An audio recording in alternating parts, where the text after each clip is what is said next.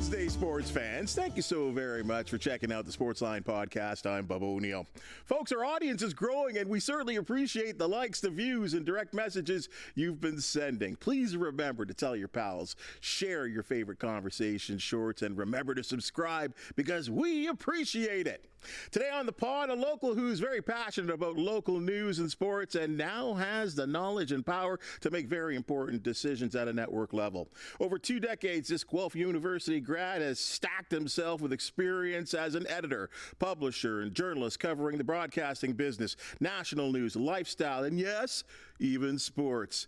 Fast forward to 2021 and Greg O'Brien fills some large shoes as the news director right here at CHCH. It's the debut appearance of my boss. Good to have you here. Thanks for having me, Bubba. You know, there's so much going on in the media business right now, and I got to start right with you because I think of when this event happened, I thought of you. Obviously, it was a really busy day, and I thought at some point we have to have you in on the big news in the sports Canadian broadcasting business. And folks, just 1 week ago, the once dubbed Unholy Alliance came to an end as Bell Media's 37.5% stake in Maple Leaf Sports Entertainment, the holding company for the Maple Leafs, Raptors, Toronto FC, and the Toronto Argonauts, were purchased by Rogers Communications for a reported value of $4.7 million.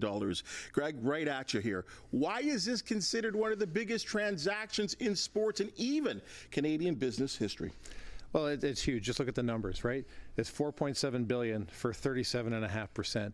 So if you do the math, that's $12.5 billion is what MLSE is valued right now.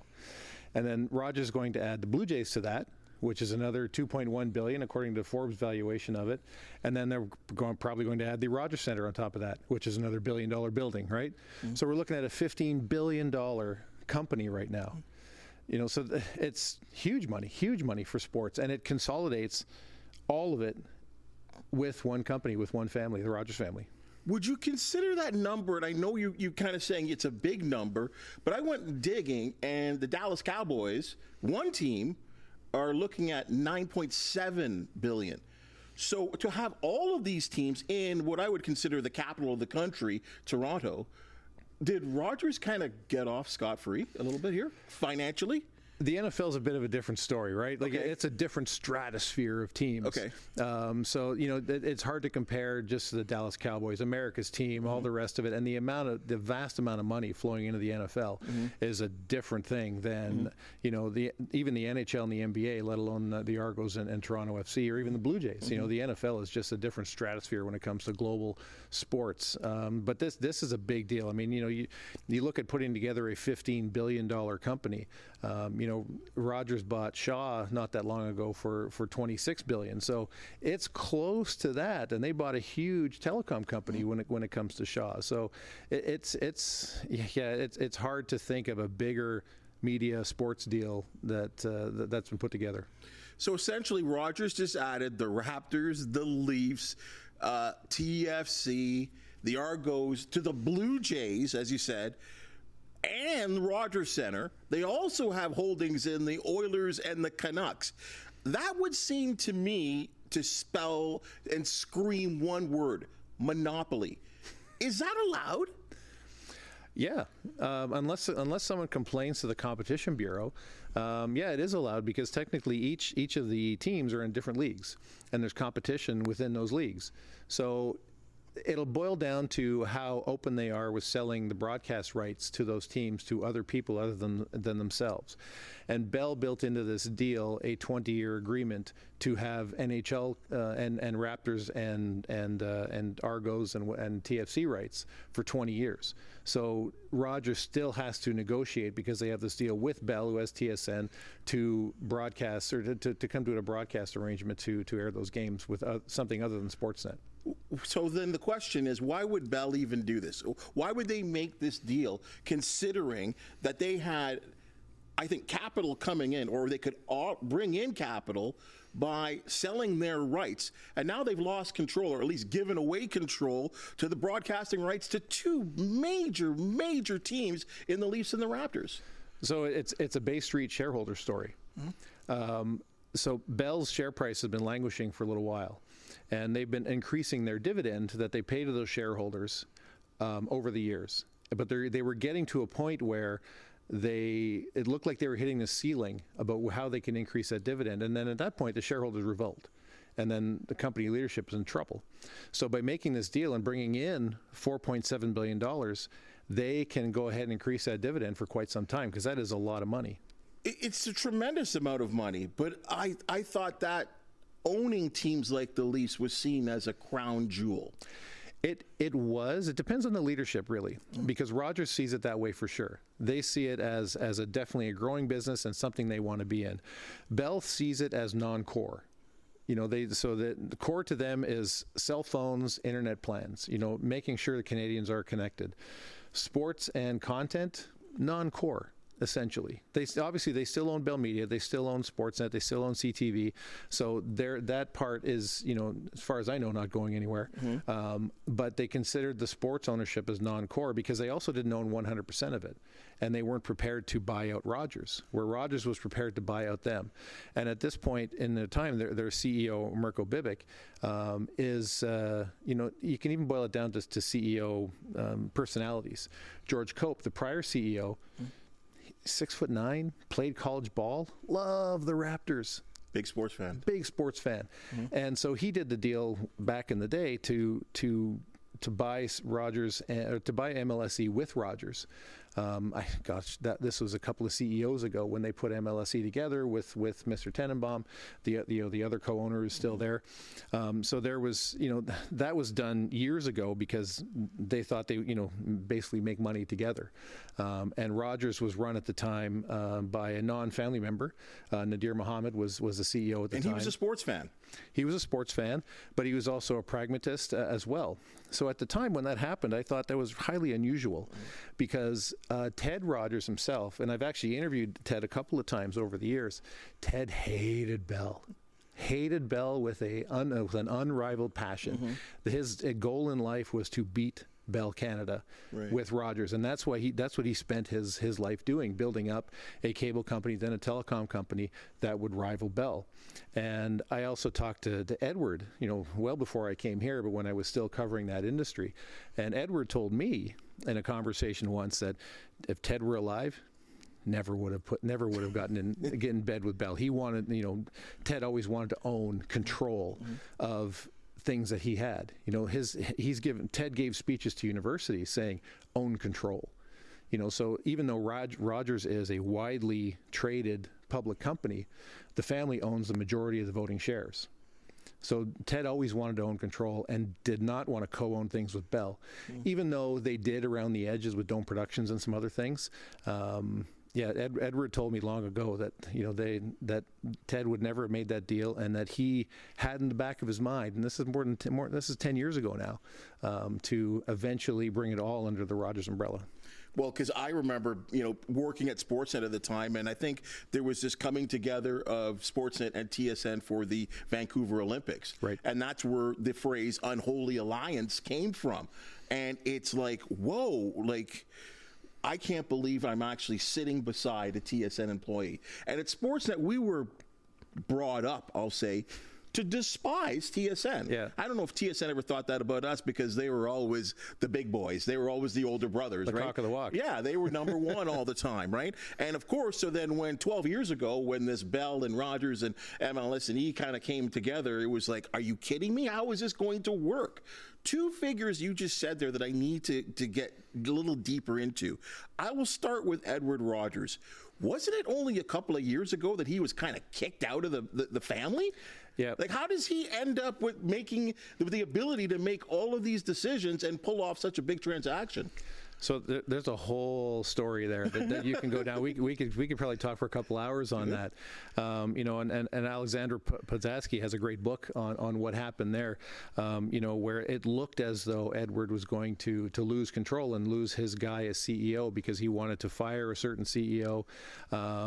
Certain other board members revolted and reinstated the CEO. But when it comes down to it, what Edward is in control of is the family trust. And the family trust is separate from the company itself. And the family trust owns the actual the voting shares for Rogers. So the family trust owns control, and Edward is in charge of that family trust. And he's also executive chairman of Rogers Communications. So Edward Rogers controls that company and what it does on just about any level he wants, because the family, he's part of that family that owns control. And in the past year, I think his two sisters who moved against him to try and move him out, and his choice of CEO out a few years ago, they've now left the company. He paid him off. He paid him off. He gave them some money, is what I've heard. I'm not going to. It's a lot of rumors and it's a lot of big dollars. But his two sisters are now, they're not a part of the family trust or part of the company. So he is in control. I wonder if they saw this company and say, you know what, enough of this. We want no part of this. Cash me out. I'm out of here. It very, very well could be. Okay, Larry Tannenbaum, where does he sit in this? I mean, very well known, certainly a guy that became, I mean, I think everyone's known about him because he's always been front and center with the Raptors, and now with the bringing in of the WNBA, he is, again, really front and center, has this Kilmer group. What's his association with this crazy, not alliance anymore, but this group? So that's hard to know. I've met Mr. Tannenbaum one time just to say hello to him at an industry event. So that's hard to know. But he does have there's a deadline to a deal coming up in 2026 where Rogers has the option to buy him out completely. I find it interesting that he launched the WNBA team outside of MLSE on his own. So perhaps he's building something else on the side. He's an older gentleman. He could be doing some estate planning and thinking he's going to get out. So it's really hard to say. But I've dug into what some of the Bay Street folks have been saying about this deal, and the assumption is because Rogers paid for or is paying for this 37.5% of MLSE that Bell owns, and they've told them that they're not going to bring in any more debt onto the company. That means Rogers most likely has other investors on the sidelines ready to go. So they will complete this transaction, make MLSE one, own control of it, and then either make a public offering, so you'd have a separate company. It would be Rogers MLSE trading on the stock exchange, or it would be spun off into a private company but majority owned by Rogers with other private investors in, and that could be Mr. Tannenbaum. But you can't really say at this point because they're not talking. Well, because those two don't get along. I don't believe, or they don't see things on the same path.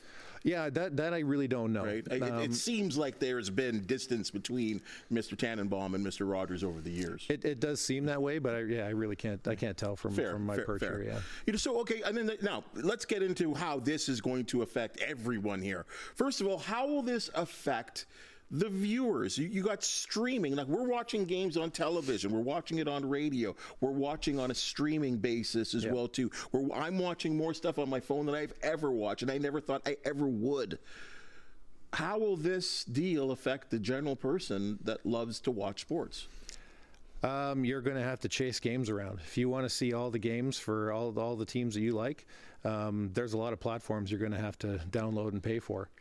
You and I talked about this recently. If you're a local Buffalo Sabres fan and want to see their 25 local market games, as long as you live from Stony Creek to Niagara Falls, you'd have to go to Fubo, which is a soccer app. But they've bought the local rights from the Sabres. Once you move beyond Stony Creek, you're in Leafs territory. You can't get it on Fubo. So you can get it. I don't know how you would get it, but it's going to fragment more and more and more. You look at the recent NBA deal. After this upcoming season, it switches over, so you'll have to chase NBA games on, if you're in the States anyway, on ABC, ESPN, NBC, Peacock, TNT. But TNT is out after this coming season. Yeah, they're gone. And it's hard on the fan to want to know where to go, because you used to be able to turn on a channel, and back in the day, you knew where Hockey Night in Canada was all the time. You knew where the game of the week was. You knew where Monday Night Football was, and Monday Night Football and Thursday Night Football is relatively new. It's on Amazon in the States. It's on Amazon here, but it's also on TSN here. Yes. Because of the different rights here. So you almost have to have a spreadsheet going to figure out where your favorite teams are going to be. So essentially, you're telling me this is now turned into what I think most people are experiencing right now, that like watching conventional TV in a sense. Sorry, shouldn't say conventional TV shows and miniseries, is that you've got to have, Netflix, and you have to have Crave, and you have to have Paramount, and you have to have Amazon. And these are all things I look at myself, because I'm like everyone else. I mean, outside of my sports life, I do like to watch a little entertainment, but I do look at my bank account every month and I see $9.99, $13.99, like it's all coming out on top of me having an actual Bell 5 bill as well too. Exactly. Yeah, I've been making this comment for a number of years now, but I'm actually looking back fondly on the days where I paid the cable company just $75 a month to get all the content I wanted. Everything. But now the content has exploded and the fragmentation has happened, and so you have to pay that cable amount and your internet amount and all of the extra streamers. Back when Netflix sort of first came out as a streamer, you could go there and watch, one of my favorite movies, The Godfather Part 2, used to be on Netflix. Well, the owners said, well, we're starting our own service. So now if you want to watch The Godfather, it's not on Netflix, it's on Paramount. So you got to subscribe to Paramount. And the same thing is happening in the sports world. And, Apple and Amazon are going to make big pushes into sports. They're already starting at Amazon, and Apple has Major League Baseball. Yes. But more and more of that is coming because most people tend to watch it live, so they watch all the ads. And if you're looking at a global market rather than a U.S. or Canada or just North American market, the money's big. The money is real big. Is that why these companies want to get into sports? Is because, unlike, I can watch Sopranos anytime I want. Yep. But sports is now, it's immediate. It's, I know me personally, I have to watch it. Yeah, that's it. Like that's one of the few, like people watch sports, news, award shows, and reality shows live. Those are the four things that companies are still investing pretty heavily in, because that's the stuff that's in the now that you want to know, that you tend not to DVR or tend not to record or watch later or something like that. If you want to see what's going on right now, if you want to see who won the game, you're watching the game. And that's the challenge of it. Now, it's not all sunny days though. Mm-hmm. There have been some markets in the U.S. where the regional sports networks have gone out of business. Bally Sports went bankrupt, and you've seen some teams going, "Geez, we're losing a lot of fans because they're not able to watch us because they can't afford this streaming and this streaming and this streaming to try and chase the games down." So you've seen, the Phoenix Suns, the Phoenix Mercury, the Portland Trailblazers, the Vegas Golden Knights, and the Utah Jazz have all made deals with their local broadcaster to have a package of games for free. Mm-hmm. That people can turn on their TV, see it over the air, because still 15% of Americans watch free over the air TV. It's way lower in Canada. But that way you can get the 20% of people who are quite low income to still be fans of your team because they can see it for free and they don't have to buy all these apps and stuff that you were talking about. Do you think that there's an opportunity or a chance where at the end of the day fans will revolt and say, okay, enough already? Because, and the only reason why I throw that out is the area that we live in have been, I would say, because I watch a lot of European sports, Formula One and the Premiership soccer is something I focus on a lot. Well, it's your job. I'm glad you're watching all that. But I do, but I have talked to people that live there, and they say, you guys are so lucky, because for years and years and years, they've been paying for games and paying for subscriberships. Whereas we here, especially in Toronto, you're used to seeing every single Toronto Maple Leafs game for free, for the most part. And that may not be the case any longer. Well, no, and honestly, it may seem like it's free, but you still have to pay for Sportsnet or TSN. You get some on CBC on Saturday nights, but if you're still paying for Sportsnet and TSN. It's not exactly free. It's cheaper than having to buy a bunch of other apps. But the only free games are those ones that air on CBC, the Hockey Night in Canada games. Everything else it comes through a subscription service. but I feel like we kind of pay it, and it's for other things as well too. So I feel like I'm not directly paying. I think that's the mentality for a lot of people. If you've had a cable bill for most of your life, you know, you're kind of, oh yeah, you know, I can see the Leafs, I can see the Grey Cups for no extra charge. But if you haven't had a cable bill for most of your life, which is a lot of people younger than us, they'll never see the Argos or the Leafs. You know, my son is 26. You know, counts himself as a Raptors fan. I don't think he's ever watched a game front to back, but he knows the team and he knows exactly what's going on because he sees House of Highlights on Instagram, or he sees whatever it is on TikTok. So he sees all the highlights, but doesn't watch that many games. And that's a challenge for these any media company, any content owner, is to break through that barrier and get them to watch a little bit more long form so that they can see the advertisements that are paying bills. Let's move from the sports consumer to the sports journalist. How does this change? How does a deal like this, again, which is kind of, I'm gonna start calling it the unholy monopoly. Right? How will that affect sports journalism from a standpoint? So you can't really say there's been much change yet, and I really don't think there will be. Because they still want to be known as open to other journalists. They still want to have whatever journalist is, whether it's us, whether it's local newspapers that are still in Toronto. They still want to have those columnist relationships because they know those are valuable. But it did give me pause that when they announced this gigantic deal, that it was just Edward Rogers, Tony Staffieri, and Ron MacLean in a room. Oh, yes. There was no press conference. There was no questions from the audience. There was no, bring the journalists into the room and let them throw questions at you. There was none of that. So that's a little disconcerting to me, I would say.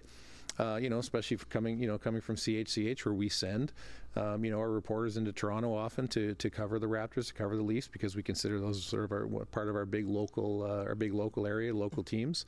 But I don't think you'll ever see them just, we're going to have stuff, you're only going to make games and players available just for Rogers folks.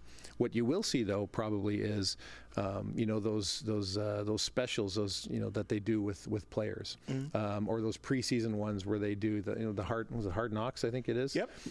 Those style of things will probably 100% be on City and Sportsnet. But to me, that's inside access that other people are not going to have. But other companies have paid for that, though. HBO has paid for it in the States, and Bell has done it. With certain teams, even though they don't own 100%. But you'll see most. I think you'll see most of that original stuff. Will definitely get to Sportsnet and City.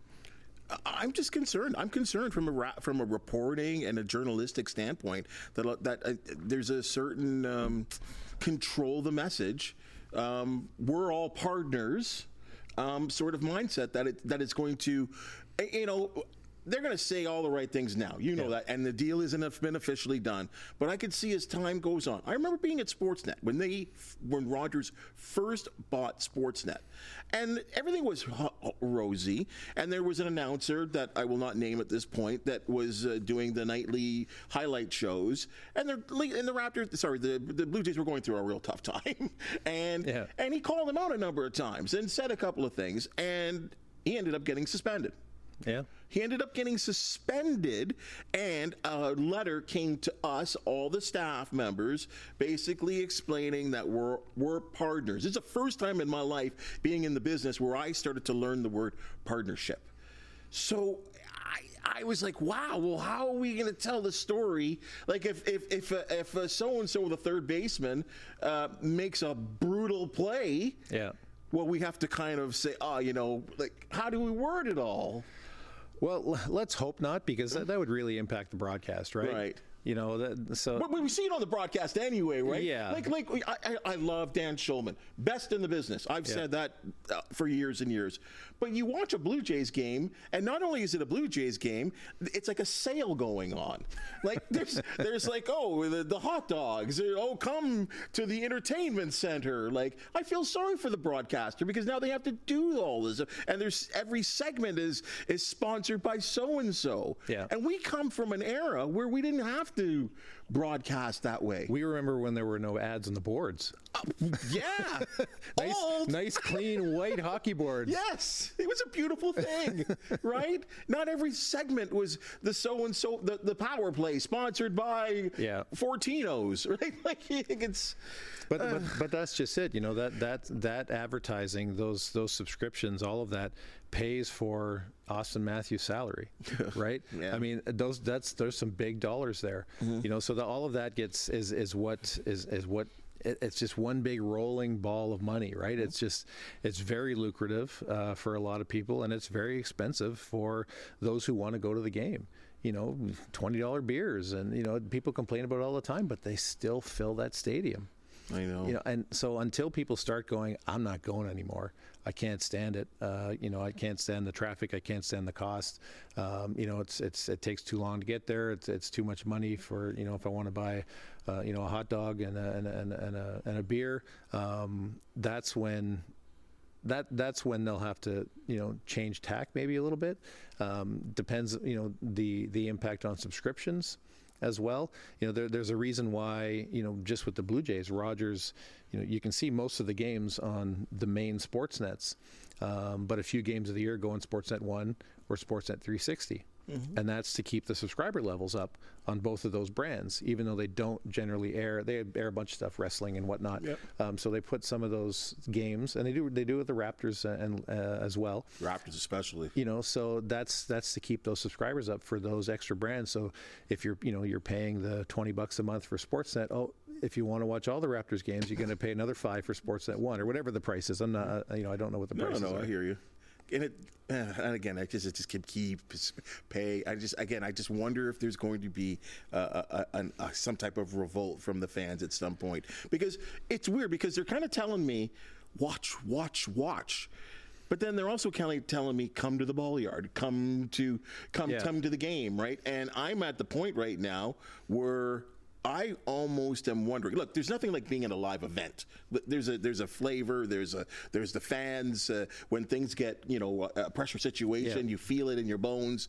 But boy, the presentation on television nowadays is so good. It really is. The amount of cameras that are at ball games now, they capture so many things. And in fact, when you're watching on TV, you capture more than when you're sitting in your seat. Friends have told me, like, well, didn't you see so-and-so? And I know, I was at the game, right? And they're like, oh, yeah, they showed this guy who was running around with underwear on. And it's like, well, I didn't see that, right? Because I was at the game or whatever the case was, right? Yeah. So I find it's like, I don't know where the more important thing is right now, or how Rogers will certainly approach that. Here's my final question to you on this. Is there a world where Rogers says, we're going to sell all of this now? Like sell it to somebody, like just sell it. Get out of it? Get out. I guess everything's possible, but I don't see that. Because if you think about what it always boils down to, it boils down to shareholder value. And what brings the most shareholder value to Rogers is selling cell phones and cell phone plans and internet plans for your home. That what brings the biggest money. So if they can own all of these sports teams and these stadiums and plaster the Rogers name everywhere, that's why they own these things, is to be, hey, Rogers owns the Leafs, I love the Leafs. Is that going to make you buy a Rogers cell phone over a Bell phone? Maybe. If the prices are the same, maybe that's what leans in your way. And even going back to when Ted bought the Blue Jays, that wasn't really Ted's idea. Ted was not a sports guy. Ted played a little tennis, but he didn't really know the sports world. That just wasn't his thing. So his people brought it to him, including Edward, to say, the team is for sale. I think we should buy it. We'll buy the stadium. We'll call it the Rogers Center. And Ted's question to them, and I found this out from talking to them at the time when I was a journalist covering it, was, will it help me sell more cell phones? And they said, hell yeah. So they said, okay. And they spent $220 million of not even their money on the Blue Jays, because they got that as a break fee from a different deal that fell apart. And the building didn't cost them any money. I thought wasn't it like a penny or something like that? Oh yeah, the building was maybe $25 million. Yeah, it was a building that cost $600 million to build. I got one more for you here. What about the individual fan? Not everyone is a fan of the Raptors. They're all the teams, though. But like, we were talking about, we're here about salary cap and stuff like that. And, is there not going to be some kind of business? Because before it was all up to the general manager he's got a certain amount of cap space and he spent. Now, is there going to be, do you feel that there will be some type of influences, we'll say, upon general managers and managers to do different things? Boy, that's from the top. That's really hard to say, because I think usually when you run a business, even when you have all these things together, they do have their own silos. There's some certain revenue and profit and loss that the Argos have to hit, and the TFC has to hit, and the Blue Jays have to hit, and the Leafs have to hit, and the Raptors have to hit. So they do have their silos where they each have to make money. So there are decisions made based on what's good for that team, that fan base, that company, that business, that business part of the company. But the person this all boils down to is the person you and I both know is Keith Pelly. He's going to be the guy in charge. He was the guy who brought the Rogers NHL deal over. He was in charge. You mentioned the Olympic Consortium. He was in charge of that back in the day. Keith has a really good way of building relationships, partnerships. And he's been quite good at that over the years. There's one thing he's good at spending money too. Yes, he is, but it's not his money, and he's acting for others. But the one thing that the one thing we didn't talk about that this deal I think shows is that Rogers spending $4.7 billion to control MLSE means to me that when the 25-26 NHL deal TV NHL deal is over, that's going to somebody else. That's going to Apple, that's going to Amazon, that's definitely going to somebody else, because they're not going to pony up another $5.2 billion for another 12-year deal, a deal which they've lost money on. So there's a big hullabaloo that's going to happen at the probably going into that. We'll know well in advance before the end of not this season, but the next NHL season, where it's going to go. And Rogers has decided, we're going to make money off the teams, not the broadcast deal. They'll still have some games on Sportsnet, probably a lot of games on Sportsnet, maybe some on City. I don't know what they'll do with Hockey Night in Canada and CBC. That's to be determined. But if I'm looking at it holistically like I am, I'm saying Apple or Amazon gets the next NHL deal. Not Bell? No. They don't get back into it? Too much money. This has been fun. The business of sports is something I've always enjoyed. That's why I've always enjoyed Bob McCown. Bob McCown was really good at talking about the business of sports. He could tell you, who wore what number and who scored what and whose averages, who averaged what points per game. But he could also talk about this business of sports, because it's becoming a reality that sports, we hear it all the time, right? Yeah. Sports is a business, right? Like players, right down to the players, that sports is a business. It is. And it is a reality right now. And it just even a decade ago, things have changed so much. To where we are right now. And with a deal like this, the future is to be determined. Yep. And I'm excited in some ways to see where it goes. I'm also fearful a little bit as an old guy, right, that knew how things used to be, right? Yep.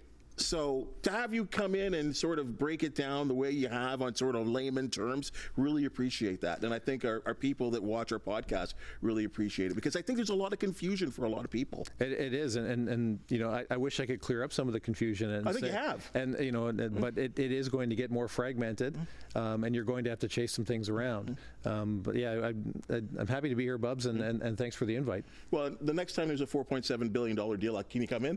No problem. All right. Thanks, Greg. Really appreciate it. That's your Sportsline Podcast for the day, and we're done for the day. And as you've just seen and heard, we love talking sports with those who are in the know. If you do want to join in the fun or promote an athlete, team, or event, we do want to hear from you. Please hit the thumbs up, 5-star, and subscribe button so you'll catch all the informative content CHCH have to offer. For the fine folks that make the Sportsline Podcast possible, thank you, and we'll see you tomorrow.